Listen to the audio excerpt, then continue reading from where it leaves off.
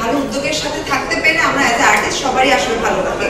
তো সেই ডায়লগসের যে প্ল্যানিংটা, যে আমরা এটা কিনলে এই টাকাটা আসলে দুস্থদের টয়লেট নির্মাণে চলে যাবে, তো এটা এত ভালো একটা উদ্যোগ। সবাই তো আসলে বলবো শুটিং এর কথা, যেটা আমার সাথেও সেম এক্সপিরিয়েন্স হয়েছে।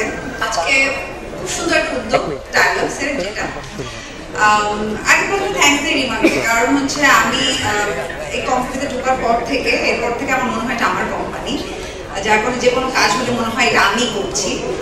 আর প্রত্যেকটা মানে কিছুদিন পর এত সুন্দর সুন্দর উদ্যোগ নিয়ে কাজ করে যে আসলে কিছু বলার নেই। মানে আমার নিজেরই খুব ভালো লাগে, এবং মিজান ভাই যখনই আমাকে কোনো কাজ এরকম বলে যে এরকম একটা প্ল্যানিং হচ্ছে, এবং তাদের এত সুন্দর সুন্দর প্ল্যানিং থাকে যে মনটা আসলে ভালো হয়ে যায়, এবং একটা ভালো উদ্যোগের সাথে থাকতে পেরে আমরা অ্যাজ এ আর্টিস্ট সবারই আসলে ভালো লাগে। তো সেই ডায়লগসের যে প্ল্যানিংটা, যে আমরা এটা কিনলে এই টাকাটা আসলে দুস্থদের টয়লেট নির্মাণে চলে যাবে, তো এটা এত ভালো একটা উদ্যোগ। সবাই তো আসলে বলবো শুটিং এর কথা, যেটা আমার সাথেও সেম এক্সপিরিয়েন্স হয়েছে, যেটা ইমন ভাই থাকলে এখন বলতে পারতাম। আমার লাইফে এরকম অনেকবার হয়েছে, তার মধ্যে একবার হয়েছিল বান্দরবন। ওই লোকেশনে আই থিঙ্ক অনেকেই কাজ করেছে, বান্দরবনে একদম টপের জায়গাতে। তো আমাদের একটা ছবি শুটিং ছিল ওখানে।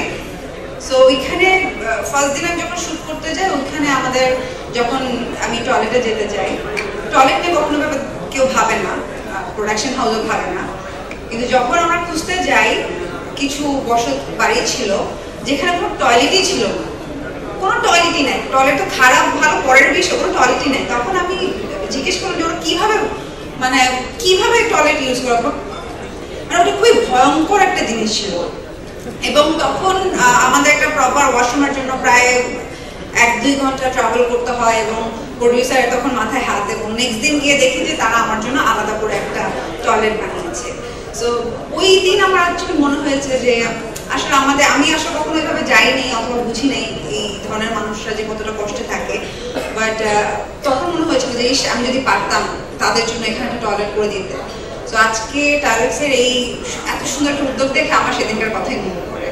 সো ধন্যবাদ, খুবই ভালো লাগছে।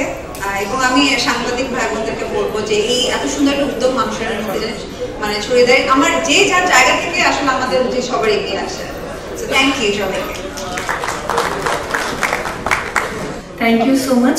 মিজান ভাই শুনতে পাচ্ছে কিনা আমি জানি না, মিজান ভাই একটু হুমকি দিয়েছে যে নেক্সট টাইম নাকি আমাদের কারো কাপড় আর দেবে না, বলেছে যে বিদ্যা সিনহা ম্যাম নিজের কাপড়টা নিজে মেক করে নেয়, ডিজাইন করে কত সুন্দর হয়, তোমরা আমাকে প্যারা দাও, তোমাদেরকে আমি আর নেক্সট টাইম দিব না, নিজেরা বানিয়ে নিবা।